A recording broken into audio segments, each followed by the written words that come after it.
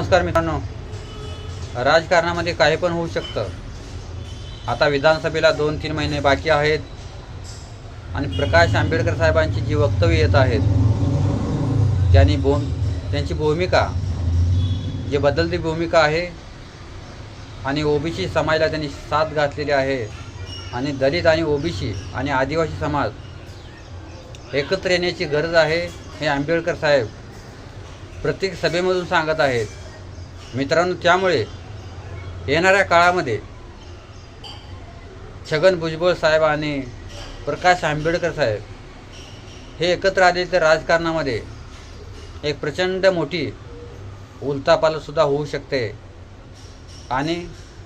हे दोघे नेते त्याच प्रमाणामध्ये गोपीचंद पडळकर असतील किंवा ओबीसी नेते असतील